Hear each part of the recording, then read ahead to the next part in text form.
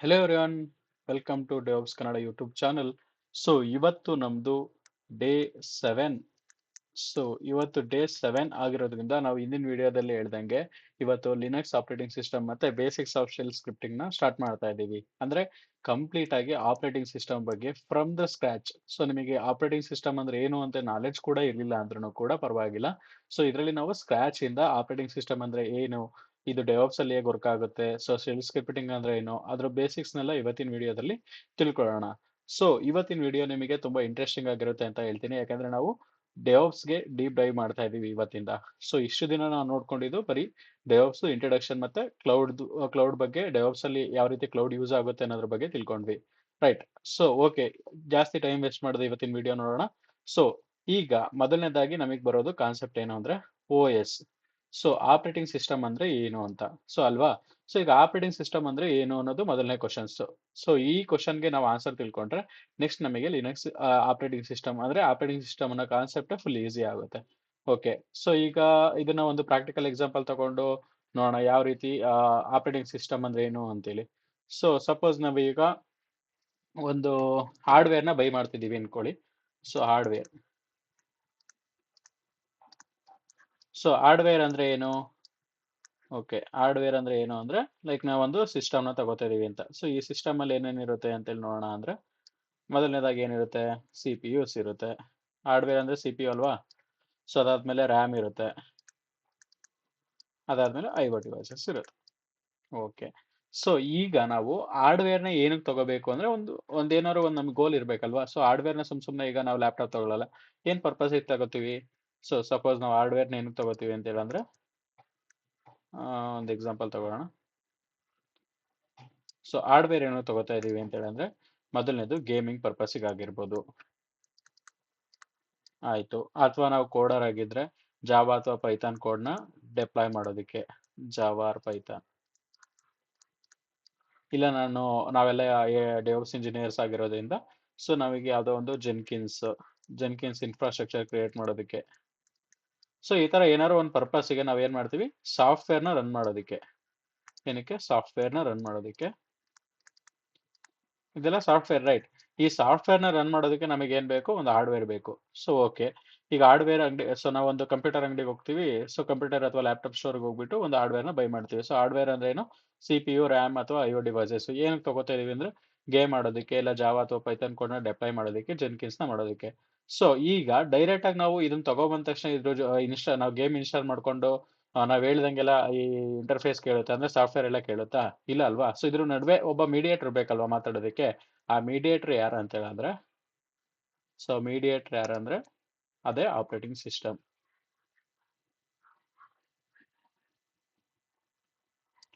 Wait, ಇದು ಯಾವ ತರ ಡ್ರಾಯಿಂಗ್ ಆಗೋಗ್ಬಿಡುತ್ತೆ. Okay, perfect. ಸೊ ಈಗ ಈ ಮೀಡಿಯೇಟರ್ನೇ operating system. Operating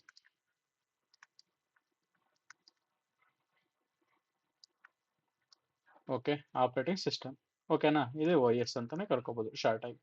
so okay, ಈ ಆಪರೇಟಿಂಗ್ ಸಿಸ್ಟಮ್ ಏನ್ ಮಾಡುತ್ತೆ ಅಂತೇಳಂದ್ರೆ, ಸೊ ನಾವೇನಾದ್ರೂ ಒಂದು ಇನ್ಪುಟ್ ಕೊಟ್ಟಾಗ ಸೊ ಆ ಇನ್ಪುಟ್ ನ ತಗೊಂಡ್ಬಿಟ್ಟು ಇದು ಆಕ್ಚುಯಲ್ ಆಗಿ ವರ್ಕ್ ಮಾಡೋದು ಏನು ಅಂದ್ರೆ ಆಪರೇಟಿಂಗ್ ಸಿಸ್ಟಮ್ ಏನೆ. ಸೊ ಯಾವ ರೀತಿ ಅಂತ ಹೇಳಂದ್ರೆ, ಸಪೋಸ್ ಈಗ ನಾವು ಒಂದು ಎಚ್ ಪಿ ಲ್ಯಾಪ್ಟಾಪ್ ತಗೊಂಡಿದೀವಿ ಅನ್ಕೊಳ್ಳಿ. ಸೊ ಎಚ್ ಪಿ ಹೋಗ್ಬಿಟ್ಟು ಲ್ಯಾಪ್ಟಾಪ್ ತಗೊಂಡಿದೀವಿ ಅನ್ಕೊಳ್ಳಿ.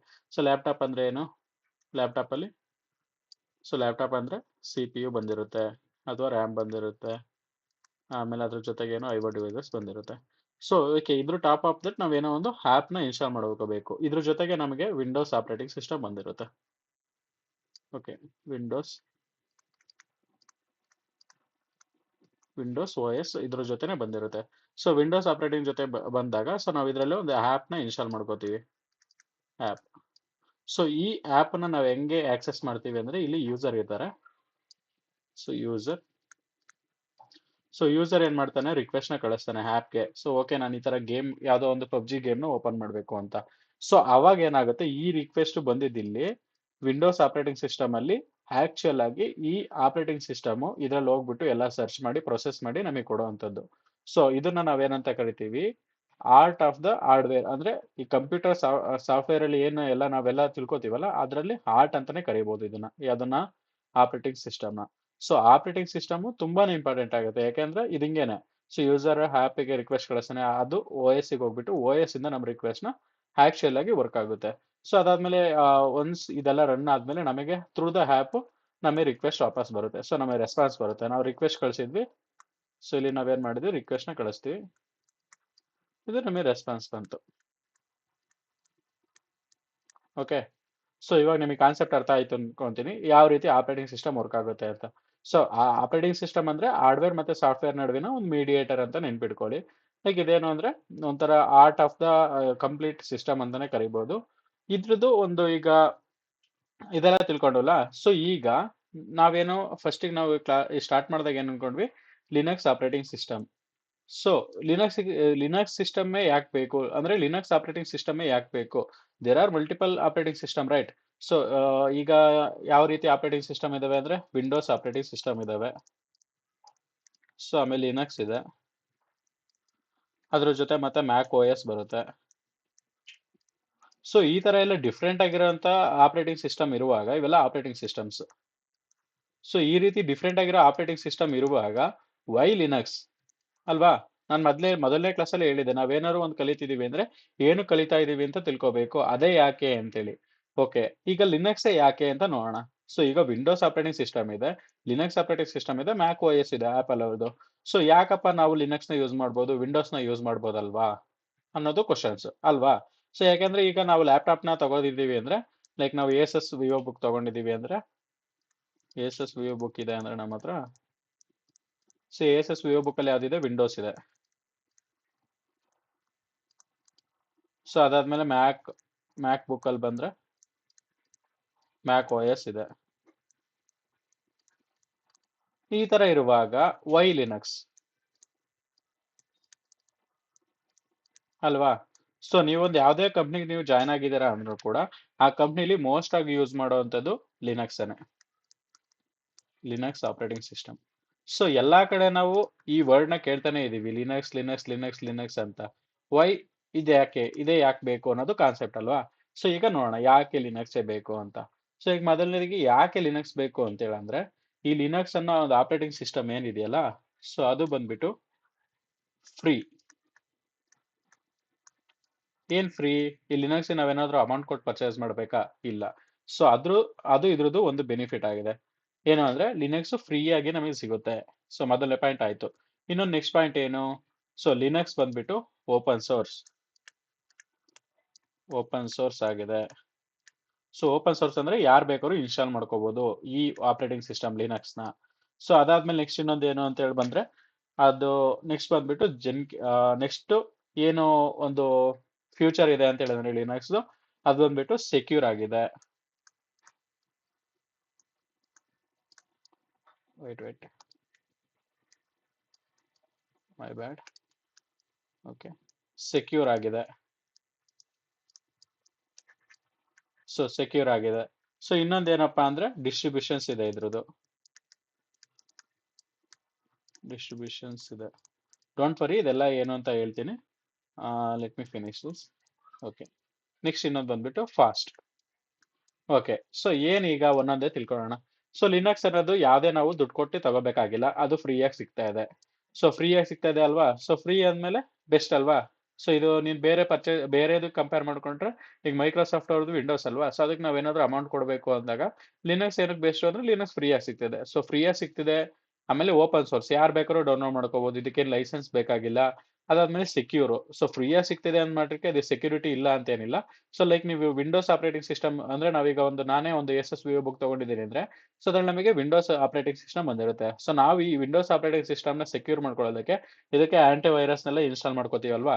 ಸೊ ಆ ತರ ಲಿನಕ್ಸ್ ಅಲ್ಲಿ ಆಂಟಿ ವೈರಸ್ ನ ಇನ್ಸ್ಟಾಲ್ ಮಾಡ್ಕೊಳ್ಳೋದು ಬೇಡ, ಯಾಕಂದ್ರೆ ಅದು ಅಷ್ಟು ಸೆಕ್ಯೂರ್ ಆಗಿದೆ ಅಂತ. I will not say 99%, but safe compare to the other operating system, it will safe. So ಎರಡನೇದು ಏನು ಅಂತ ಹೇಳಿ, ಮೂರನೇ ಪಾಯಿಂಟ್ ಬಂದ್ಬಿಟ್ಟು ಸೆಕ್ಯೂರ್ ಅಂತ ಆಯ್ತು. ಸೊ ನೆಕ್ಸ್ಟ್ ಪಾಯಿಂಟ್ ಬಂದ್ಬಿಟ್ಟು ಡಿಸ್ಟ್ರಿಬ್ಯೂಷನ್. ಏನಪ್ಪ ಡಿಸ್ಟ್ರಿಬ್ಯೂಷನ್ ಅಂದ್ರೆ, ಸೊ ಲಿನಕ್ಸ್ ಬೇರೆ ಬೇರೆ ವರ್ಷನ್ಸ್ ಗಳಿದೆ. ಸೊ ಯಾವ್ದಾವ್ದಪ್ಪ ಲಿನಕ್ಸ್ ಬೇರೆ ಬೇರೆ ವರ್ಷನ್ಸ್ ಅಂತ ಹೇಳಿದ್ರೆ, ಉಬುಂಟು ಆಮೇಲೆ ರಾಕಿ ಲಿನಕ್ಸ್ ಅಂತ ಕರಿಬೋದು, ರಾಕಿ ಲಿನಕ್ಸ್. ಅದಾದ್ಮೇಲೆ ರೆಡ್ ಹ್ಯಾಟು ಫೇಮಸ್ ಆಗಿದೆ, ರೆಡ್ ಹ್ಯಾಟು. ಅದಾದ್ಮೇಲೆ ನೆಕ್ಸ್ಟ್ ಯಾವುದು ಅಂತ ಹೇಳಿದ್ರೆ ಇನ್ನೊಂದು AWS ಲಿನಕ್ಸ್. ಇವೆಲ್ಲ ಎಲ್ಲ ಕೇಳಿದೀನಿ ಅಂತ ಅನಿಸ್ತಿದೆ ಅಲ್ವಾ? ಸೊ ಇವೆಲ್ಲವೂ ನಾವು AWS ಅಲ್ಲಿ EC2 ಇನ್ಸ್ಟೆನ್ಸ್ ಕ್ರಿಯೇಟ್ ಮಾಡುವಾಗ ಕೆಳಗಡೆ ನಮಗೆ ಚೂಸ್ ಯುವರ್ ಆಪರೇಟಿಂಗ್ ಸಿಸ್ಟಮ್ ಅಂತ ಬರುತ್ತಲ್ಲ, ಸೊ ಆ ಪಾರ್ಟ್ ಅಲ್ಲಿ ನಾವು Ubuntu, Rocky Linux, Red Hat ಮತ್ತೆ AWS ಅಂತ ನೋಡಿದ್ವಿ. ಸೊ ಇವೆಲ್ಲ ಕೂಡ distribution, so distribution of the Linux, ಅಂದ್ರೆ ಡಿಫ್ರೆಂಟ್ ಡಿಫ್ರೆಂಟ್ ವರ್ಷನ್ಸ್ ಅಂತಾನೆ ಕರಿಬಹುದು, ಆಯ್ತಾ? ಸೊ ನಾವ್ ಇದ್ರಲ್ಲಿ ಯಾವ್ದು ಯೂಸ್ ಮಾಡೋದು ಅಂದ್ರೆ most of the use cases ಅಲ್ಲಿ ಯೂಸ್ ಮಾಡೋದು ಉಬಂಟು ಅಲ್ವಾ? ಓಕೆ. ನೆಕ್ಸ್ಟ್ ಒಂದೇನೋ ಒಂದು ನಮಗೆ ಫ್ರೀಯಾಗಿ ಸಿಗ್ತಾ ಇದೆ, ಓಪನ್ ಸೋರ್ಸ್, ಯಾವುದೇ ಲೈಸೆನ್ಸ್ ಬೇಡ, ಮತ್ತೆ ತುಂಬಾ ಸೆಕ್ಯೂರ್ ಆಗಿದೆ, ಆಮೇಲೆ ಬೇರೆ ಬೇರೆ ವರ್ಷನ್ಸ್ಗಳಲ್ಲೂ ಸಿಗುತ್ತೆ. ಅದಾದ್ಮೇಲೆ ತುಂಬಾ ಫಾಸ್ಟ್ ಆಗು ಕೂಡ ವರ್ಕ್ ಆಗುತ್ತೆ. ಸೊ ಏನಕ್ಕಪ್ಪ ತುಂಬಾ ಫಾಸ್ಟ್ ಆಗಿ ವರ್ಕ್ ಆಗುತ್ತೆ ಅಂದ್ರೆ, ಈಗ ವಿಂಡೋಸ್ ಆಪರೇಟಿಂಗ್ ಸಿಸ್ಟಮ್ ಇದೆ ಅಂದ್ರೆ, ಸೊ ಈ ವಿಂಡೋಸ್ ಆಪರೇಟಿಂಗ್ ಸಿಸ್ಟಮ್ಗೆ ಒಂದು ಗ್ರಾಫಿಕಲ್ ಯೂಸರ್ ಇಂಟರ್ಫೇಸ್ ಬೇಕಾಗುತ್ತೆ ನಾವು ವರ್ಕ್ ಮಾಡೋದಕ್ಕೆ. ಬಟ್ ಲಿನಕ್ಸ್ಗೆ ಆತರ ಏನಿಲ್ಲ. So Linux graphical user interface ಹೊಂದಿರಲ್ಲ.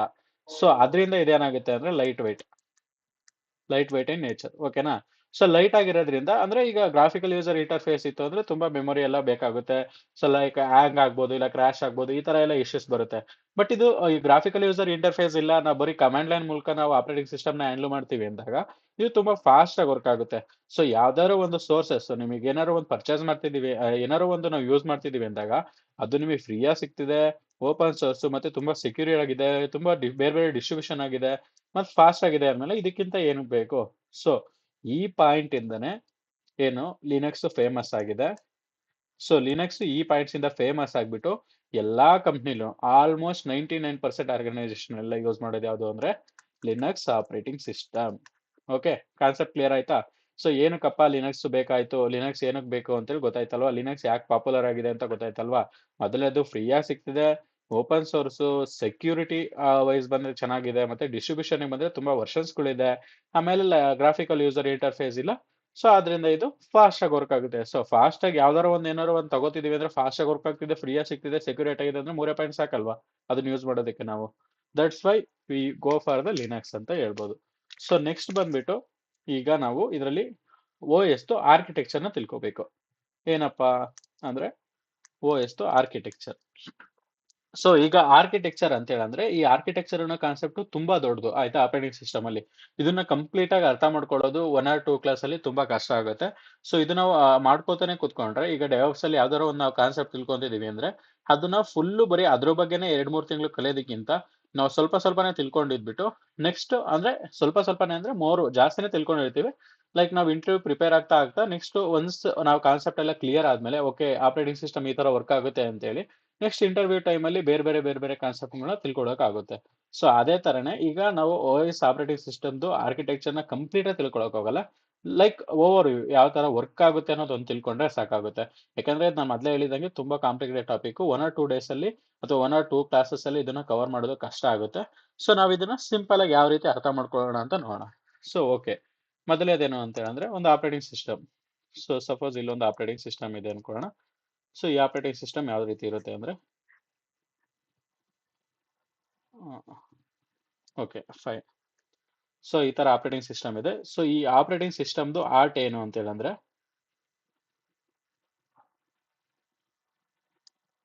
ಮೊದಲನೇದು operating system art. So let me finish this drawing. Okay, so operating system art ಏನಪ್ಪಾ ಅಂದ್ರೆ ಕರ್ನಲ್. Okay, kernel. ಸೊ ಏನು ಈ ಕರ್ನಲ್ ಅಂತೇಳಿ ನೋಡೋಣ. ಸೊ ಅದ್ರ ಮೇಲೆ on top of this we have system library, system lib. Okay, system lib. ಇದ್ರ ಮೇಲ್ಗಡೆ ನಾವು ಬೇರೆ ಬೇರೆ ಪಾರ್ಟ್ಸ್ ಇರುತ್ತೆ ನಮಗೆ. ಏನೇನಿರುತ್ತೆ ಅಂದ್ರೆ ಮೊದಲನೇದು ಯಾವುದೋ ಒಂದು ಕಂಪೈಲರ್ಸ್ ಆಗಿರ್ಬೋದು, ಕಂಪೈಲರ್ಸ್ ಅಥವಾ ಯೂಸರ್ ಪ್ರೊಸೆಸರ್ ಆಗಿರ್ಬೋದು,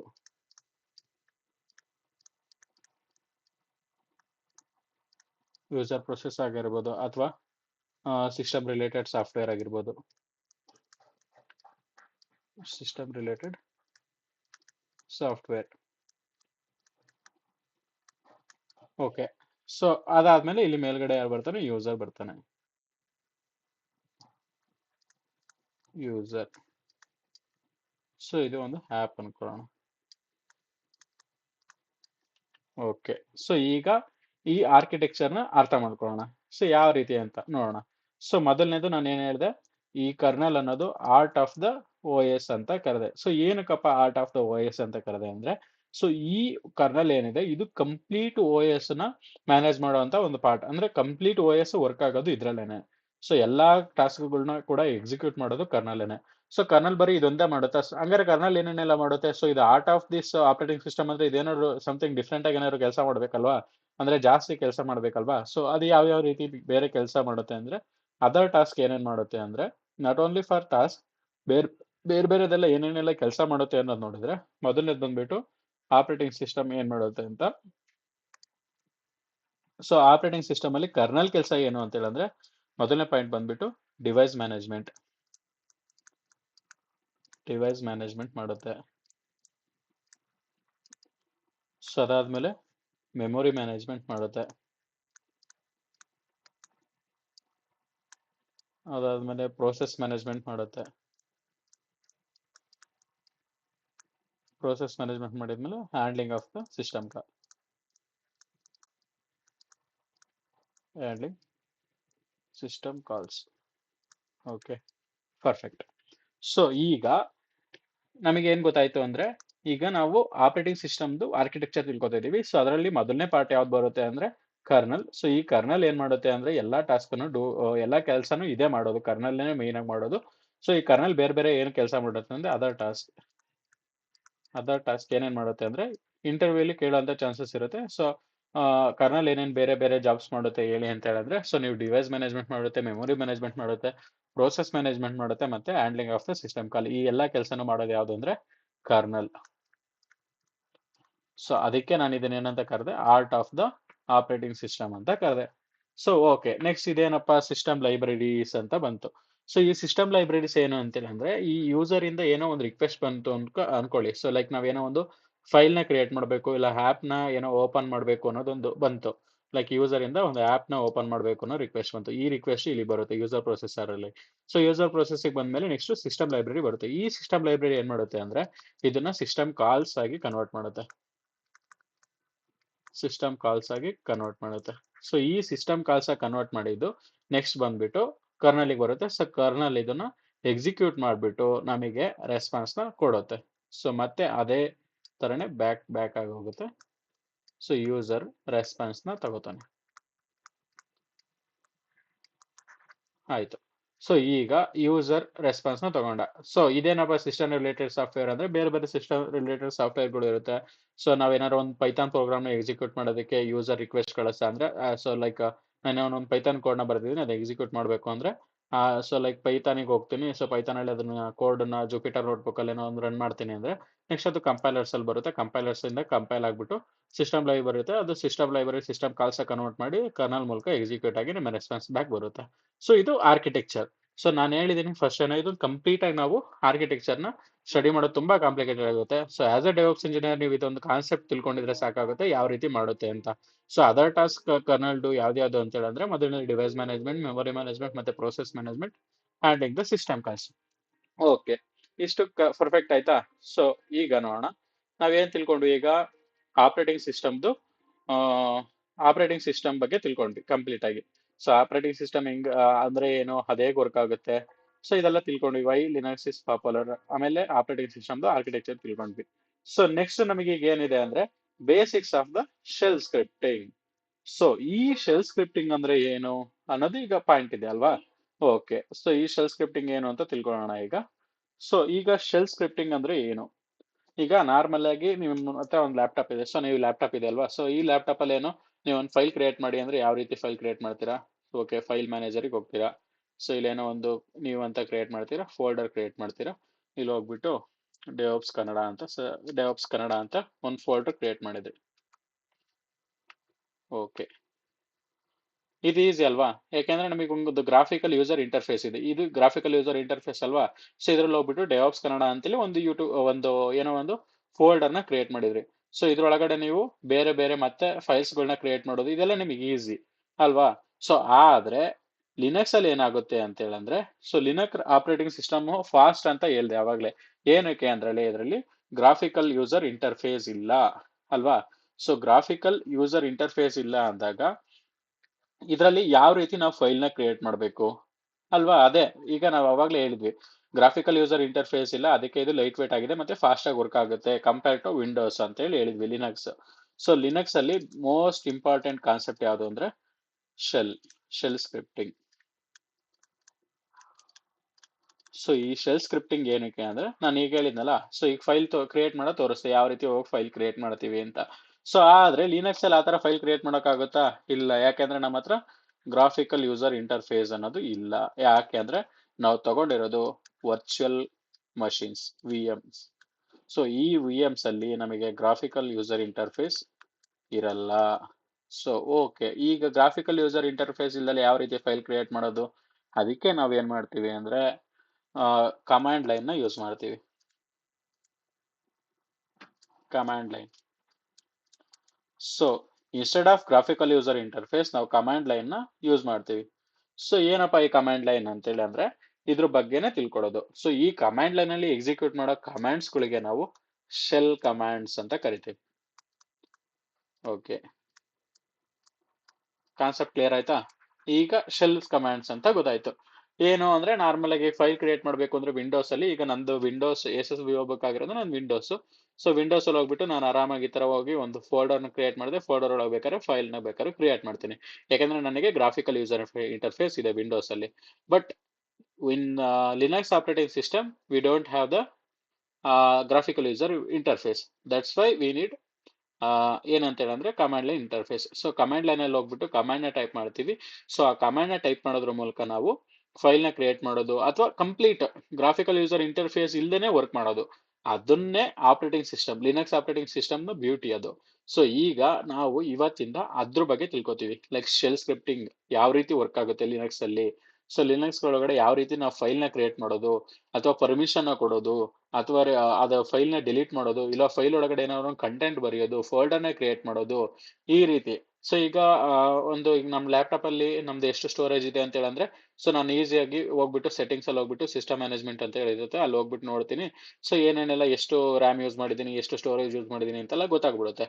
ಬಟ್ ಲಿನಕ್ಸ್ ಅಲ್ಲಿ ಯಾವ ರೀತಿ ಆಗುತ್ತೆ? ಲಿನಕ್ಸ್ ಅಲ್ಲಿ ಆತರ ಆಗಲ್ಲ, ಯಾಕಂದ್ರೆ ನಮ್ಮ ಹತ್ರ ಗ್ರಾಫಿಕಲ್ ಯೂಸರ್ ಇಂಟರ್ಫೇಸ್ ಇಲ್ಲ. ಸೊ ನಾವ್ ಎಲ್ಲದನ್ನು ಮಾಡೋದು ಯಾವ್ದ್ರ ಮೂಲಕ ಅಂದ್ರೆ, ಮೋಸ್ಟ್ ಇಂಪಾರ್ಟೆಂಟ್ ಕಾನ್ಸೆಪ್ಟ್, ಎಲ್ಲದನ್ನು ಮಾಡೋದು ಯಾವ್ದ್ರಿಂದ ಅಂದ್ರೆ ನಾವೆಲ್ಲದನ್ನು ಮಾಡೋದು ಕಮಾಂಡ್ ಲೈನ್ ಮೂಲಕ. ಸೊ ಈ ಕಮಾಂಡ್ ಲೈನ್ ಏನಿದೆ, ಈ ಕಮಾಂಡ್ ಲೈನ್ ಮೂಲಕನೇ ಎಲ್ಲದನ್ನು ಕೂಡ ನಾವು ಎಕ್ಸಿಕ್ಯೂಟ್ ಮಾಡೋದು, ಎಲ್ಲದನ್ನು ಕೂಡ ನಾವು ತಿಳ್ಕೊಳ್ಳೋದು ಅಬೌಟ್ ದ ನಮ್ಮ ವರ್ಚುವಲ್ ಮಷಿನ್ಸ್. ಈ ವರ್ಚುವಲ್ ಮಷಿನ್ ಬಗ್ಗೆ ನಾವೆಲ್ಲ ತಿಳ್ಕೊಳ್ಳೋದು ಯಾವ್ದ್ರ ಮೂಲಕ ಅಂದ್ರೆ ಕಮಾಂಡ್ ಲೈನ್. ಈ ಕಮಾಂಡ್ ಲೈನ್ ಅಲ್ಲಿ ಟೈಪ್ ಮಾಡೋ ಆ ಕಮಾಂಡ್ಸ್ ಗಳಿಗೆ ಏನಂತೀವಿ ಅಂದ್ರೆ ಶೆಲ್ ಕಮಾಂಡ್ಸ್ ಅಂತ. ಓಕೆ, ಈಗ ನಿಮಗೆ ಕಾನ್ಸೆಪ್ಟ್ ಕ್ಲಿಯರ್ ಆಯ್ತು ಅನ್ಕೋತೀನಿ. ಸೊ ಈಗ ಪ್ರಾಕ್ಟಿಕಲ್ ಆಗಿ ನಾವು ಯಾವ ರೀತಿ ಈ ಲಿನಕ್ಸ್ ಅಲ್ಲಿ ಫೈಲ್ ನ ಕ್ರಿಯೇಟ್ ಮಾಡೋದು ಅಂತ ನೋಡ್ಕೊಂತ ಹೋಗೋಣ.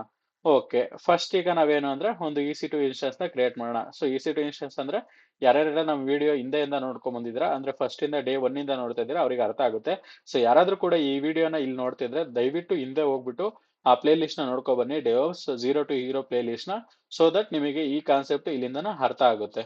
ಓಕೆ, ಫಸ್ಟ್ ಏನ್ ಮಾಡ್ತೀವಿ ಅಂದ್ರೆ ಫಸ್ಟ್ ಹೋಗ್ಬಿಟ್ಟು ನಮ್ದು AWS ಕನ್ಸೋಲ್ ಇದೆ. ಸೊ AWS ಕನ್ಸೋಲ್ ಅಲ್ಲಿ ಹೋಗ್ತೀವಿ, ಸೈನ್ ಇನ್ ಆಗ್ತೀವಿ, ಸೈನ್ ಇನ್ ಆಗ್ಬಿಟ್ಟು ಬರ್ತೀವಿ. ಸೊ ಇಲ್ಲಿ ಬಂದ್ಬಿಟ್ಟು EC2 ಇನ್ಸ್ಟೆನ್ಸ್ ಅಂತ ಕ್ರಿಯೇಟ್ ಮಾಡ್ತೀವಿ. Okay, EC2 instance, launch instance, ಇದೆಲ್ಲ ನಾನು ಹಿಂದೆ ವಿಡಿಯೋದಲ್ಲಿ ಮಾಡಿದ್ವಿ. ಜಸ್ಟ್ ನಮಗೆ ರಿವಿಷನ್ ಪರ್ಪಸ್ ಇಂದ ಇನ್ನೊಂದ್ಸಲ ಯಾವ ರೀತಿ ಕ್ರಿಯೇಟ್ ಮಾಡೋದು ಅಂತ ನೋಡ್ಕೊಳ್ಳೋಣ. ಓಕೆ, ನನ್ನ ಹತ್ರ ಯಾವ್ದು ರನ್ನಿಂಗ್ ಇನ್ಸ್ಟೆನ್ಸ್ ಇಲ್ಲ. ಸೊ ದಟ್ ನಾವು ಒಂದು ಹೊಸ ಇನ್ಸ್ಟೆನ್ಸ್ ನ ಕ್ರಿಯೇಟ್ ಮಾಡೋಣ. ಓಕೆ, ಹೊಸ ಇನ್ಸ್ಟೆನ್ಸ್ ನ ಕ್ರಿಯೇಟ್ ಮಾಡೋಣ. ನನ್ನ ಹತ್ರ ಯಾವ್ದು ಇನ್ಸ್ಟೆನ್ಸ್ ಇಲ್ಲ, ನಾನೆಲ್ಲ ಸೊ ದಟ್ ವಿಡಿಯೋ ರೆಕಾರ್ಡ್ ಆದ್ಮೇಲೆ ಎಲ್ಲದನ್ನು ಕೂಡ ಡಿಲೀಟ್ ಮಾಡಿದ್ದೀನಿ for my security purpose. So ಈಗ ಯಾವ್ದಾರ ಒಂದು ಕ್ರಿಯೇಟ್ ಮಾಡೋಣ. ಸಪೋಸ್ ಟೆಸ್ಟ್ ಅಂತಾನೆ ಕ್ರಿಯೇಟ್ ಮಾಡೋಣ, ಟೆಸ್ಟ್ 3 ಸಮಥಿಂಗ್ ಏನಾದ್ರು. ಸೊ ಓಕೆ, ನಾನು ಅವಾಗಲೇ ಹೇಳಿದೆ ವರ್ಷನ್ಸ್ಗಳಿದೆ ಲಿನಕ್ಸ್ ಅಲ್ಲಿ ಅಂತ. ಸೊ ಲಿನಕ್ಸ್ ಅಲ್ಲಿ ಅಮೆಜಾನ್ ಮ್ಯಾಕ್ OS, ಉಬಂಟು, ವಿಂಡೋಸ್ ಇದೆಲ್ಲ ಕೂಡ ಬರುತ್ತೆ. ಸೊ ನಾವು ಯಾವ್ದು ಬೇಕಾದ್ರೂ ತಗೋಬಹುದು. ಸೊ ನಾವು ವಿಂಡೋಸ್ ಅಲ್ಲಿ ಬಿಟ್ಬಿಟ್ಟು ನಾವೀಗ ಯಾವ್ದು ಅಂದ್ರೆ ಲಿನಕ್ಸ್ ಅಲ್ಲಿ ವರ್ಕ್ ಮಾಡ್ತಿರೋದ್ರಿಂದ ಉಬಂಟು ಫೇಮಸ್. ಸೊ ಉಬಂಟುನ ನಾವು ತಗೋತಾ ಇದೀವಿ. ಸೊ ಫ್ರೀ ಟೈರ್ ಎಲಿಜಿಬಲ್ ಇರೋ ತಗೊಳ್ಳೋಣ. ಸೊ ಫ್ರೀ ಟೈರ್ ಎಲಿಜಿಬಲ್ ಇರೋದಿದೆ. ಸೊ ಈಗ ಕೀಪೇರ್ ವ್ಯಾಲ್ಯೂನ ಕ್ರಿಯೇಟ್ ಮಾಡೋಣ. ನೀವು key pair value test Linux so test Linux dot pem ಅಲ್ಲೇ ಹೇಳಿ, ಯಾಕಂದ್ರೆ ನಾವು ಮೊಬೈಲ್ ಸ್ಟಾರ್ಮ್ ಯೂಸ್ ಮಾಡ್ತಿರೋದ್ರಿಂದ just click create key pair. Okay, key pair value create ಆಯಿತು. ಸೆಕ್ಯೂರಿಟಿ ಗ್ರೂಪ್ ಎಲ್ಲ ಹೀಗೆ ಇರಲಿ. ಸೊ ಇದನ್ನೇನು ಚೇಂಜ್ ಮಾಡೋಕೆ ಹೋಗೋದು ಬೇಡ, ಯಾಕಂದ್ರೆ ಇದ್ರ ಬಗ್ಗೆ ನೆಕ್ಸ್ಟ್ ವಿಡಿಯೋದಲ್ಲಿ ಹೇಳ್ತೀವಿ. Okay, launch instance.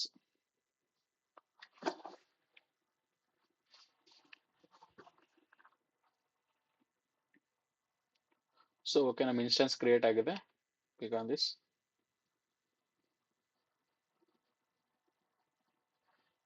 Okay, so ಇದು ನಮ್ಮದು ಪಬ್ಲಿಕ್ ಅಡ್ರೆಸ್. ಪಬ್ಲಿಕ್ ಅಡ್ರೆಸ್ನ ಕಾಪಿ ಮಾಡ್ಕೊಳ್ಳೋಣ. ಮೊಬೈಲ್ ಶರ್ಮಲ್ಲಿ ಇದನ್ನ ಕನೆಕ್ಟ್ ಆಗೋಣ. ಸೊ ಮೊಬೈಲ್ ಶರ್ಮಲ್ಲಿ ಏನು ಮಾಡ್ತಾ ಇದ್ದೀವಿ ಅಂದ್ರೆ, ಇದ್ರೊಳಗಡೆ ನಾವು ಈಗ EC2 ಇನ್ಸ್ಟೆನ್ಸ್ ಏನೋ ಅಂದ್ರೆ ಅಮೆಝಾನ್ ಇಂದ ಒಂದು ಕಂಪ್ಯೂಟರ್ನ ತಗೊಂಡ್ವಿ.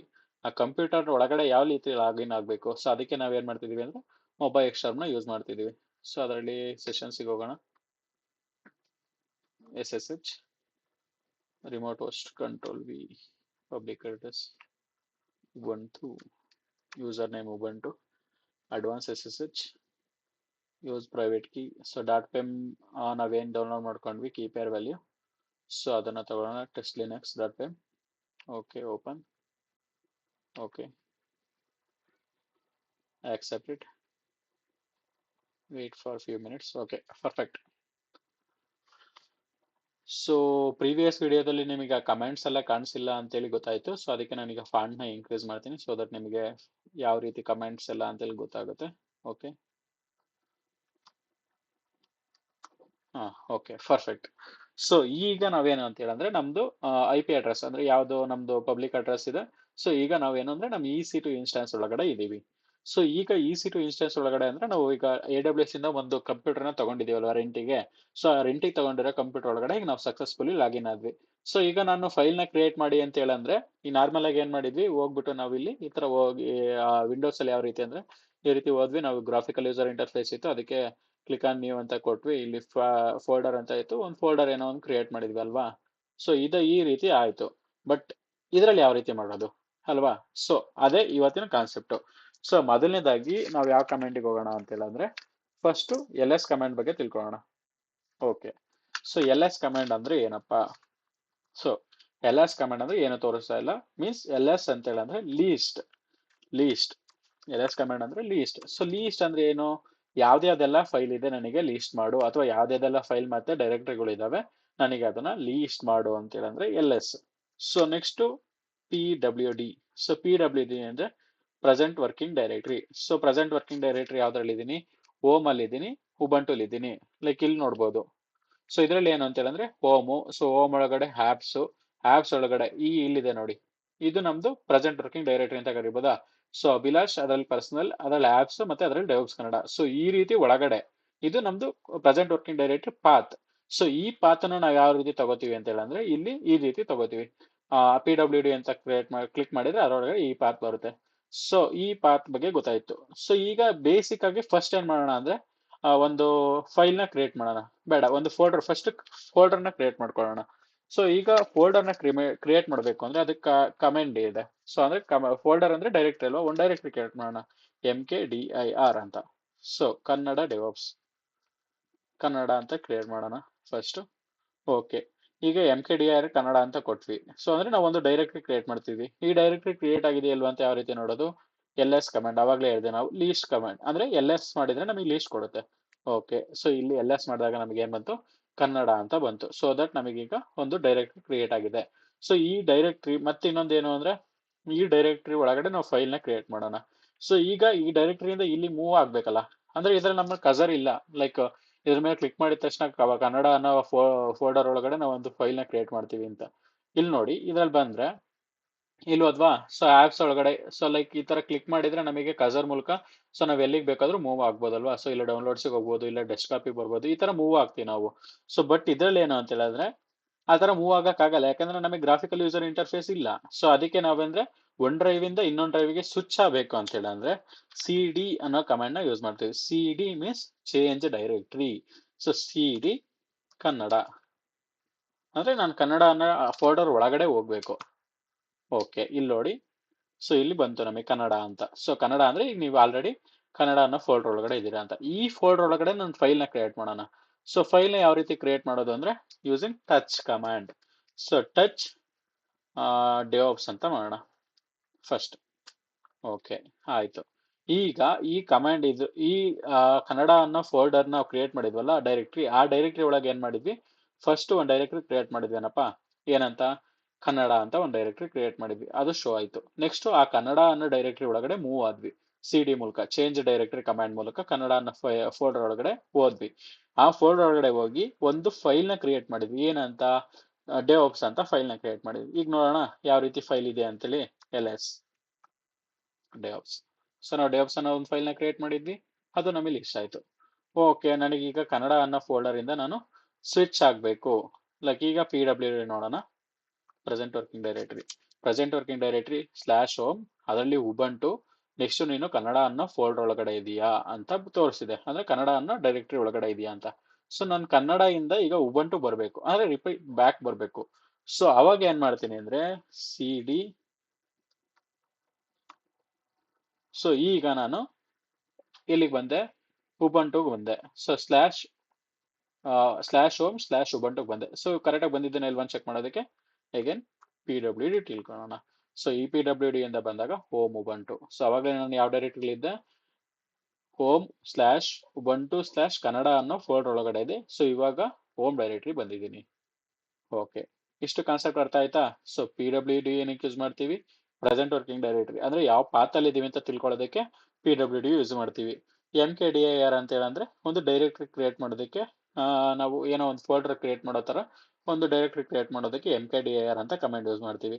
LS ಅಂದ್ರೆ ಅದು ಲೀಸ್ಟ್ ಮಾಡುತ್ತೆ ಯಾವ್ದಾದೆಲ್ಲ ಇದೆ ಅಂತ. CD ಅಂತ ಹೇಳಿದ್ರೆ ಒಂದು ಡೈರೆಕ್ಟರಿಯಿಂದ ಇನ್ನೊಂದು ಡೈರೆಕ್ಟರಿ ಅಥವಾ ಒಂದು ಫೈಲ್ ಇಂದ ಇನ್ನೊಂದಕ್ಕೆ ಏನಾದ್ರು ಮೂವ್ ಆಗ್ಬೇಕು ಅಂದ್ರೆ, ಲೈಕ್ ಕಜರ್ ತರ ಮೂವ್ ಆಗ್ಬೇಕು ಅಂದ್ರೆ ಅದಕ್ಕೆ ನಾವು CD ಕಮಾಂಡ್ ಯೂಸ್ ಮಾಡ್ತೀವಿ. ನೆಕ್ಸ್ಟ್ ಯೂಸಿಂಗ್ ಟಚ್ ಕಮಾಂಡ್ ನಾವ್ ಏನ್ ಮಾಡ್ತೀವಿ, ಫೈಲ್ ನ ಕ್ರಿಯೇಟ್ ಮಾಡ್ತೀವಿ. ಸೊ ಅದೇ, ಈಗ ಒಂದು ಇದರಿಂದ ಇನ್ನೊಂದಕ್ಕೆ ಸ್ವಿಚ್ ಆಗಬೇಕು ಅಂದ್ರೆ ಪ್ರತಿ ಸಲ ಈ ತರ CD ಕನ್ನಡ ಅಥವಾ CD ಉಬಂಟು ಈ ತರ ಕೊಡೋದ್ರ ಬದಲು CD ಡಾಟ್ ಡಾಟ್ ಅಂತ ಕೊಡಿದಾಗ ಒಂದು ಹಿಂದೆ ಹೋಗ್ತೀವಿ, ಪ್ರೀವಿಯಸ್ ಕಸರ್ಗೆ ಹೋಗ್ತೀವಿ.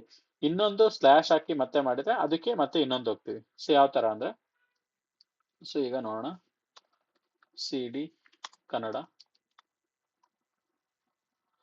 ಇಲ್ಲಿ ಕನ್ನಡದಲ್ಲಿ ಮತ್ತೆ ಇನ್ನೊಂದು ಡೈರೆಕ್ಟರಿ ಕ್ರಿಯೇಟ್ ಮಾಡೋಣ, MKDIR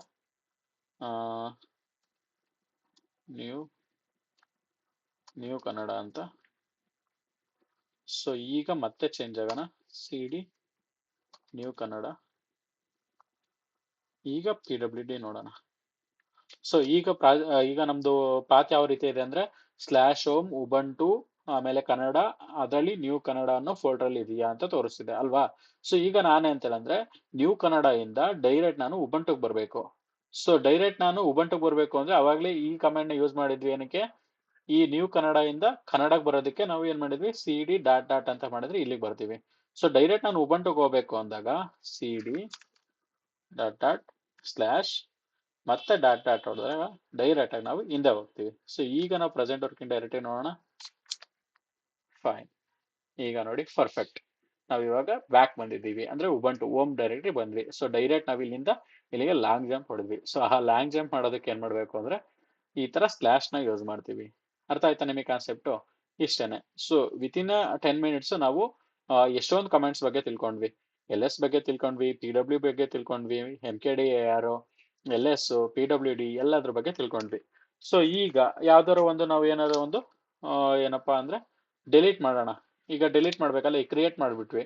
ಸೊ ಈಗ ಡಿಲೀಟ್ ಅಂತ ಹೇಳಂದ್ರೆ ನಾರ್ಮಲ್ ಆಗಿ ಹೋದ್ರೆ ಇದರಲ್ಲಿ ಗ್ರಾಫಿಕಲ್ ಯೂಸರ್ ಇಂಟರ್ಫೇಸ್ ಇತ್ತು ನಮ್ಮ ವಿಂಡೋಸ್ ಅಲ್ಲಿ. ಸೊ ಇದರಲ್ಲಿ ಹೋಗ್ಬಿಟ್ಟು ಏನೋ ಒಂದು ಡಿಲೀಟ್ ಅಂತ ಆಪ್ಷನ್ಸ್ ಇತ್ತು, ಲೈಕ್ ಇದ್ರ ಮೇಲೆ ಕ್ಲಿಕ್ ಮಾಡಿದ್ರು ನಾವು, ಇಲ್ಲಿ ನಮಗೆ ಡೆಲೀಟ್ ಅಂತ ಆಪ್ಷನ್ಸ್ ತೋರಿಸ್ತಿತ್ತು, ಆ ಡೆಲೀಟ್ ಮೂಲಕ ಕ್ಲಿಕ್ ಮಾಡಿದ್ರೆ ಡೆಲೀಟ್ ಆಗ್ತಿತ್ತು. ಸೊ ಬಟ್ ಇದರಲ್ಲಿ ಏನು ಅಂದ್ರೆ ನಮಗೆ ಗ್ರಾಫಿಕಲ್ ಯೂಸರ್ ಇಂಟರ್ಫೇಸ್ ಇಲ್ಲ, ಯಾವ ರೀತಿ ಡಿಲೀಟ್ ಮಾಡೋದು ಅಥವಾ ರಿಮೂವ್ ಮಾಡೋದು ಅಂದ್ರೆ RM. ಸೊ RM ಅಂತೇಳಿ ಹೊಡೆದ್ಬಿಟ್ಟು ಫೈಲ್ ನೇಮ್ ಹಾಕಿದ್ರೆ ಅದು ಆಟೋಮೆಟಿಕ್ ಡಿಲೀಟ್ ಆಗುತ್ತೆ. ಅದಕ್ಕೆ ಮುಂಚೆ ನಾವೇನ್ ಮಾಡೋಣ, ಲೀಸ್ಟ್ ಮಾಡೋಣ. ಸೊ ನಮಗೆ ಕಾನ್ಸೆಪ್ಟ್ ಕ್ಲಿಯರ್ ಗೊತ್ತಾಗುತ್ತೆ. ಲೀಸ್ಟ್ ಮಾಡೋಣ. ಸೊ ಲೀಸ್ಟ್ ಕನ್ನಡ ಅಂತೇಳಿ ಇದೆ. ಸೊ ಈ ಕನ್ನಡ ಫಸ್ಟ್ ಸ್ವಿಚ್ ಆಗೋಣ, Kannada CD Kannada LS. So ಈ CD ಕನ್ನಡದಲ್ಲಿ ಏನಂತ ಅಂದ್ರೆ ಲಿಸ್ಟ್ ಮಾಡಿದಾಗ ಡೆವಾಪ್ಸ್ ಅನ್ನೋದು ಇದೆ ಅಲ್ವಾ. ಸೊ ಈ ಡೆವಾಪ್ಸ್ ಮತ್ತೆ ನ್ಯೂ ಕನ್ನಡ ಅಂತೇಳಿ ಎರಡು ಆಪ್ಷನ್ಸ್ ಇದೆ. Okay, clear. ಸೊ ಈ ಡೆವಾಪ್ಸ್ ಮತ್ತೆ ನ್ಯೂ ಕನ್ನಡ ಅಂತೇಳಿ ಎರಡಿದೆ. ಸೊ ಈಗ ನಾನು ಇದನ್ನ ಹೆಂಗ್ ರಿಮೂವ್ ಮಾಡೋದು, RM ಡೆವಾಪ್ಸ್ ಕ್ಲಿಕ್. ಈಗ ನೋಡೋಣ LS ಕಮಾಂಡ್ ಆಗ್ತಾ ಲೀಸ್ಟ್ ಆಗ್ಬೇಕಲ್ವಾ. ಓಕೆ, ನನ್ನ ಹತ್ರ ಈಗ ಏನು ಉಳಿದಿದೆ, ಬರೀ ನ್ಯೂ ಕನ್ನಡ ಅಂತ ಮಾತ್ರ ಉಳಿದಿದೆ. ಏನಕ್ಕೆ ನ್ಯೂ ಕನ್ನಡ ಅಂತ ಉಳಿತು ಅಂದ್ರೆ ನಾವಿಲ್ಲಿ rm ಕಮಾಂಡ್ ಯೂಸ್ ಮಾಡಿ devs ಅನ್ನೋ ಫೈಲ್ನ ಡೆಲೀಟ್ ಮಾಡಿದ್ವಿ. ಸೊ ದಟ್ ನಾವು ಡೆಲೀಟ್ ಮಾಡೋದಕ್ಕೆ rm ನ ಯೂಸ್ ಮಾಡ್ತೀವಿ. ಓಕೆನಪ್ಪ, ನೀನ್ ಫೈಲ್ನ ಕ್ರಿಯೇಟ್ ಮಾಡೋಕೆ ಮತ್ತೆ ಡೆಲೀಟ್ ಮಾಡೋಕೆ ಆಯ್ತು. ಈಗ ಡೈರೆಕ್ಟ್ರಿನೇ ಡೆಲೀಟ್ ಮಾಡ್ಬೇಕು ನಾನು. ಸೊ ಈ ನ್ಯೂ ಕನ್ನಡ ಅನ್ನೋ ಡೈರೆಕ್ಟ್ರಿನೇ ಬೇಡ ನನಗೆ ಅಂತ ಹೇಳಿದಾಗ rm -g. ಸೊ ಅದರಲ್ಲಿ ಡೈರೆಕ್ಟ್ರಿ ನೇಮ್ ಹಾಕ್ಬೇಕು. ಯಾವುದು directory? New Kannada. Okay, my bad. rm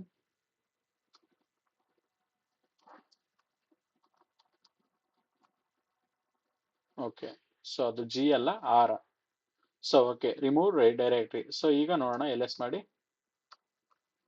so ls ಮಾಡಿದಾಗ ನಮಗೆ ಏನು ಶೋ ಆಗ್ತಿಲ್ಲ, ಯಾಕೆಂದ್ರೆ ನಾವು rm -r ಮಾಡಿದಾಗ ನಮಗೆ ರಿಮೂವ್ ಡೈರೆಕ್ಟ್ರಿ. ಸೊ ನಾವು ಡೈರೆಕ್ಟ್ರಿನ ರಿಮೂವ್ ಮಾಡೋದಕ್ಕೆ -r ನ ಯೂಸ್ ಮಾಡ್ತಿದೀವಿ ಅಷ್ಟೇನೆ. ಸೊ rm ನಾರ್ಮಲ್ ಆಗಿ ಯೂಸ್ ಮಾಡಿದ್ರೆ ಫೈಲ್ ಕ್ರಿಯೇಟ್ ಆಗುತ್ತೆ. rm -r ನ ಕ್ರಿಯೇಟ್ ಮಾಡಿದ್ರೆ ನಮಗೆ ಇದು ಏನು ಫೋಲ್ಡರ್ ಅನ್ನೋದಿದೆ ಅದು ಡಿಲೀಟ್ ಆಗುತ್ತೆ. ಸೊ ಈಗ ನಾವು ಸ್ವಿಚ್ ಆಗೋಣ. cd. ಓಕೆ ಫೈನ್, ಈಗ ನಾವು ಬಂದ್ವಿ. ಸೊ ಈಗ ನಾವು ಒಂದು ಫೈಲ್ ನ ಕ್ರಿಯೇಟ್ ಮಾಡೋದು ಅಂತ ಆಯ್ತು. ಸೊ ಈಗ ಫೈಲ್ ಏನೋ ಕ್ರಿಯೇಟ್ ಮಾಡಿದ್ವಿ, ಅದೇನಾಗಿತ್ತು, ಬರೀ ಎಂಟಿ ಫೈಲ್.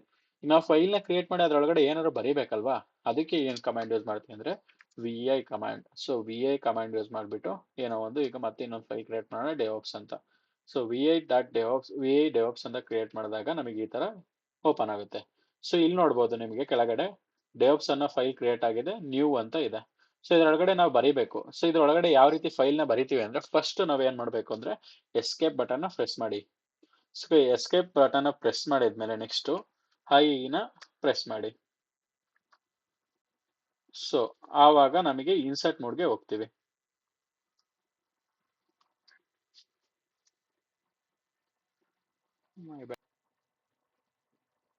ಓಕೆ, ಮೈ ಬ್ಯಾಡ್, ಅದೇನೋ ಮಿಸ್ ಆಗಿ ಪ್ರೆಸ್ ಆಗ್ಬಿಟ್ಟು ಇದು ಬೇರೆ ನಾನೊಂದು ಪ್ರೀವಿಯಸ್ ಆಗಿ ಇನ್ಸ್ಟೆನ್ಸ್ ಕ್ರಿಯೇಟ್ ಮಾಡಿದ್ನಲ್ಲ EC2. ಸೊ ಆ EC2 ಇನ್ಸ್ಟೆನ್ಸ್ಗೆ ಕನೆಕ್ಟ್ ಆಗ್ಬಿಡ್ತು. ಸೊ ಅದು ಸೊ ದಟ್ ಎಕ್ಸಿಟ್ ಇಲ್ವಲ್ಲ, ಅದಕ್ಕೇನೆ ಅದು ಸರ್ವರ್ ಇದಾಯ್ತು.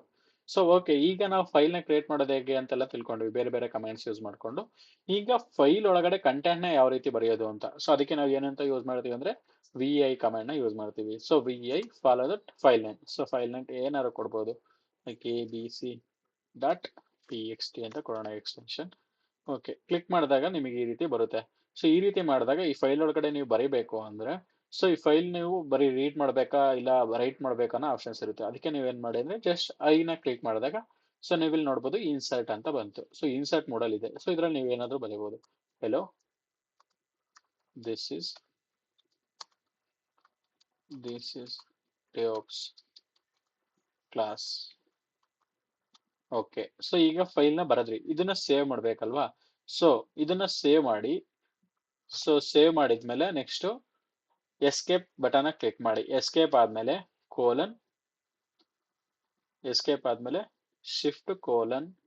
WQ enter. ಸೊ ದಟ್ ನಿಮ್ ಫೈಲ್ ಈಗ ಸೇವ್ ಆಗಿದೆ. ಸೊ ಈಗ ಈ ಫೈಲ್ ಒಳಗಡೆ ಇರೋ ಕಂಟೆಂಟ್ ನ ಈಗ ನಾವು ಬರದ್ವಲ್ಲ, ಆ ಕಂಟೆಂಟ್ ಈ ಫೈಲ್ ಒಳಗಡೆ ಏನ್ ಕಂಟೆಂಟ್ ಇದೆ ಅಂತ ನೋಡೋದಕ್ಕೆ ಕ್ಯಾಟ್ ಕಮಾಂಡ್ ಯೂಸ್ ಮಾಡ್ತೀವಿ. cat abc.txt file name.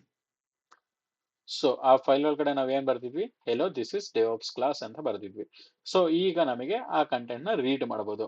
So ಈಗ ಯಾವ್ದಾದ್ರು ಒಂದು ಫೈಲ್ ನ ನೀವು ಕ್ರಿಯೇಟ್ ಮಾಡಿದೀರಾ ಅಂದ್ರೆ ಆ ಫೈಲ್ ನ ರೀಡ್ ಮಾಡ್ಬೇಕು ಅಂದ್ರೆ ನಮಗೆ ಗ್ರಾಫಿಕಲ್ ಯೂಸರ್ ಇಂಟರ್ಫೇಸ್ ಇಲ್ಲರೋ ಕಾರಣ ನಾವು ಕ್ಯಾಟ್ ಕಮಾಂಡ್ ನ ಯೂಸ್ ಮಾಡ್ತೀವಿ. ಫೈಲ್ ಒಳಗಡೆ ನಾವು ಏನಾದ್ರು ಕಂಟೆಂಟ್ ಬರೆಯೋದಕ್ಕೆ vi ಮತ್ತೆ follow that file name content ನ ಯೂಸ್ ಮಾಡ್ತೀವಿ.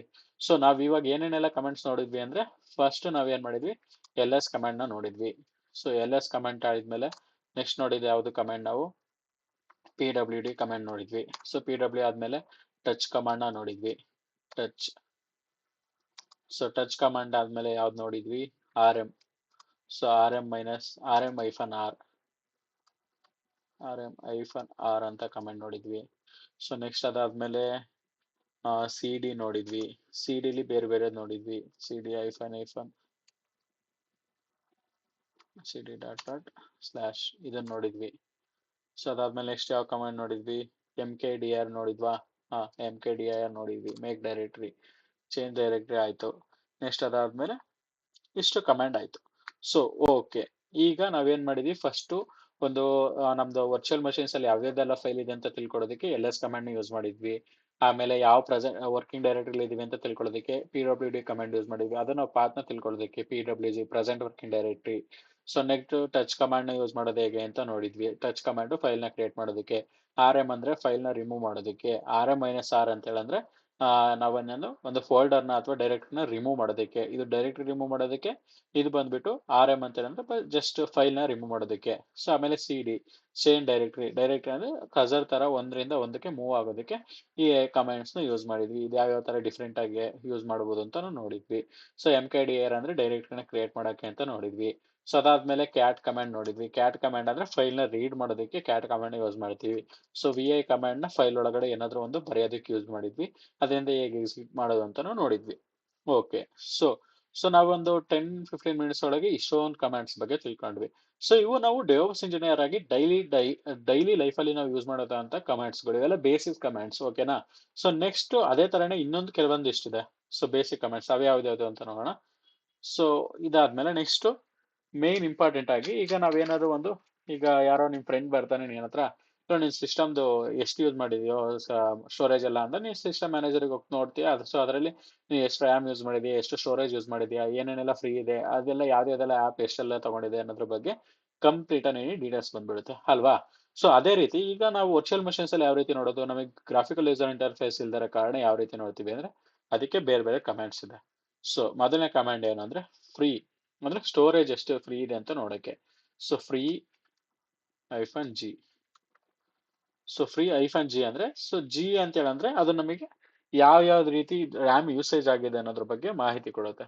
ಸೊ ನೋಡೋಣ. ಓಕೆ, ಟೋಟಲ್ ಎಷ್ಟಿದೆ, ಯೂಸ್ಡ್ ಎಷ್ಟಿದೆ, ಫ್ರೀ ಎಷ್ಟಿದೆ, ಶೇರ್ಡ್ ಎಷ್ಟಿದೆ ಅನ್ನೋದ್ರು ನಮಗೆ ಬಂತು. So buff cache memory is available. So ಈ ರೀತಿ ಒಂದು ಮಾಹಿತಿ ಬಂತು. ಯಾಕಂದ್ರೆ ನಾವು ಯಾವ್ದನ್ನು ಕೂಡ ಇನ್ಸ್ಟೆನ್ಸ್ ಅಲ್ಲಿ ನಾವೇನು ಯೂಸ್ ಮಾಡದಿರೋ ಕಾರಣ ಇಷ್ಟೆಲ್ಲ 0 ಅಂತ ತೋರಿಸ್ತಾ ಇದೆ ನಮಗೆ. ಸೊ ನೆಕ್ಸ್ಟ್ ಅದಾದ್ಮೇಲೆ nproc ಅಂತ ಒಂದು. ಸೊ ಏನಪ್ಪ nproc ಅಂದ್ರೆ, ಈ ಸಿಸ್ಟಮ್ ಅಲ್ಲಿ ಎಷ್ಟು CPU ಕೋರ್ಸ್ ಇದೆ ಅನ್ನೋದ್ರ ಬಗ್ಗೆ ತಿಳ್ಕೊಳ್ಳೋದಕ್ಕೆ.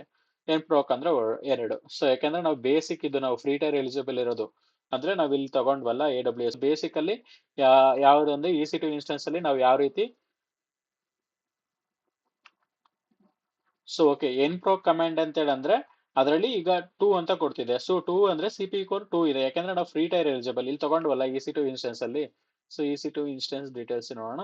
ಸೊ EC2 ಇನ್ಸ್ಟೆನ್ಸ್ ಅಲ್ಲಿ ನಾವೇನು T3 ಮೈಕ್ರೋ ತಗೊಂಡ್ವಿ. ಸೊ T3 ಮೈಕ್ರೋದಲ್ಲಿ ಏನಂದ್ರೆ ನಮಗೆ ಲಿಮಿಟೆಡ್ ಫ್ರೀ ಟೈರ್ ಎಲಿಜಿಬಲ್ ಆಗಿರೋದ್ರಿಂದ 2 CPU ಕೋರ್ ಇದೆ. ಸೊ ಅದನ್ನ ನಮಗೆ ಇಲ್ಲಿ ಶೋ ಆಗ್ತಿದೆ. ಸೊ 2 CPU ಕೋರ್ ಅಂತ ಬಂತು. ಸೊ ನೆಕ್ಸ್ಟ್ ಡಿಸ್ಕ್ ಸ್ಪೇಸ್ ಎಷ್ಟಿದೆ ಅಂತ ತಿಳ್ಕೊಳ್ಳೋದಕ್ಕೆ DF-H ಅಂತ ಕ್ರಿಯೇಟ್ ಮಾಡಬೇಕು. ಸೊ ಈ DF-H ಅಂತ ಹೇಳಿ ಏನ್ ಕೊಡ್ತೀವಿ ಅಂದ್ರೆ ಹ್ಯೂಮನ್ ರೀಡಬಲ್ ಫಾರ್ಮೆಟ್ ಅಲ್ಲಿ ಕೊಡು ಅಂತ ಕೇಳ್ದಂಗೆ.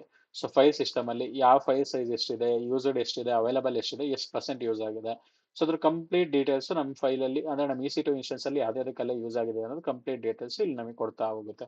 ಸೊ ಇದೇನಂದ್ರೆ ಏನು ಕೊಟ್ಟಿದ್ವಿ ಅಂದ್ರೆ ಹ್ಯೂಮನ್ ರೀಡಬಲ್ ಫಾರ್ಮೆಟ್, ನಾವು ರೀಡ್ ಮಾಡೋ ಫಾರ್ಮೆಟ್ ಅಲ್ಲಿ ಕೊಡುವಂತ, ಅಂದ್ರೆ ಸೈಜ್ ಎಷ್ಟಿದೆ, ಯೂಸ್ಡ್ ಎಷ್ಟಾಗಿದೆ, ಅವೈಲಬಲ್ ಎಷ್ಟಾಗಿದೆ, ಯೂಸೇಜ್ ಎಷ್ಟಾಗಿದೆ ನೀಟಾಗಿ ಕೊಡುತ್ತೆ ಅಷ್ಟೇನೆ. ಸೊ ಈಗ ಏನ್ ತಿಳ್ಕೊಂಡ್ವಿ, ಫಸ್ಟ್ ನಮಗೆ RAM ಎಷ್ಟು ಯೂಸ್ ಆಗಿದೆ ಅಂತ ತಿಳ್ಕೊಳ್ಳೋದಕ್ಕೆ -G ಅಂತ ಯೂಸ್ ಮಾಡಿದ್ವಿ. ಅದೇ ರೀತಿ CPU ಕೋರ್ಸ್ ಎಷ್ಟಿದೆ ಅಂತ ತಿಳ್ಕೊಳ್ಳೋದಕ್ಕೆ nproc ಕಮಾಂಡ್ ನ ಯೂಸ್ ಮಾಡಿದ್ವಿ. ಅದೇ ರೀತಿ ನಮ್ದು ಸಿಸ್ಟಮ್ದು ಡಿಸ್ಕ್ ಸ್ಟೋರೇಜ್ ಬಗ್ಗೆ ತಿಳ್ಕೊಳ್ಳೋದಕ್ಕೆ DF-H ಅಂತ ತಿಳ್ಕೊಂಡ್ವಿ. ಸೊ ನೆಕ್ಸ್ಟ್ ಇದನ್ನೆಲ್ಲಾ ಕಮಾಂಡ್ ನ ಒಂದ್ರಲ್ಲೇ ತಿಳ್ಕೊಬೋದಾ, ಅಂದ್ರೆ ಎಲ್ಲಾ ಕಮಾಂಡ್ ನ ಒಂದೇದ್ರಲ್ಲಿ ಲೈವ್ ಆಗಿ ಮಾನಿಟರ್ ಮಾಡ್ಬೋದಾ? ಎಸ್, ದಟ್ ಇಸ್ ಒಂದು ಕಮಾಂಡ್ ಇದೆ.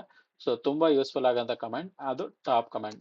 ಸೊ ದಟ್ ನಾವ್ ಇವಾಗ ಏನೆಲ್ಲ ನೋಡಿದ್ವಲ್ಲ, ಈ -H, DF-H, ಅದಾದ್ಮೇಲೆ ಮತ್ತೆ ಇನ್ನೊಂದು ಯಾವ್ದು ಅಂತ ಹೇಳಂದ್ರೆ ಇದೆಲ್ಲದನ್ನು ಕೂಡ nproc, ಇದೆಲ್ಲದನ್ನು ಕೂಡ ಒಂದ್ರಲ್ಲೇ ತಿಳ್ಕೊಳ್ಳೋದು ಯಾವ್ದು ಅಂದ್ರೆ top command. So top command ಹಾಕಿದಾಗ ನಮಗೆ ಕಂಪ್ಲೀಟ್ ಆಗಿ ಸಿಸ್ಟಮ್ ಬಗ್ಗೆ ತಿಳ್ಕೊಳ್ಳುತ್ತೆ. ಸೊ ಅಂದ್ರೆ ಯಾವ್ದೆಲ್ಲ ಪ್ರೆಸೆಂಟ್ ವರ್ಕಿಂಗ್ ID ಇದೆ, ಯೂಸರ್ ಯಾರು, ಏನು, ಫುಲ್ ಕಂಪ್ಲೀಟ್ ಆಗಿ ಲೈವ್ ಆಗಿ ನಮಗೆ ತೋರಿಸ್ತಾ ಹೋಗುತ್ತೆ ಇದನ್ನ. ಓಕೆ, ಇದರ್ಥ ಆಯ್ತಾ? ಸೊ ಇಷ್ಟೇನೆ. ಸೊ ಈಗ ಇದೆಲ್ಲ ಲೈವ್ ಆಗಿ ನಾವು ತಿಳ್ಕೊಬಹುದು. ಸೊ ಈಗ ಯಾವ್ಯಾವ ಕಮೆಂಟ್ಸ್ ಬಗ್ಗೆ ತಿಳ್ಕೊಂಡ್ವಿ, ಇದನ್ನೆಲ್ಲದನ್ನು ಕೂಡ ನಂದು ಗಿಟಾಬ್ ಅಕೌಂಟ್ ನಾನು ಡಿಸ್ಕ್ರಿಪ್ಷನ್ ಅಲ್ಲಿ ಹಾಕಿರ್ತೀನಿ.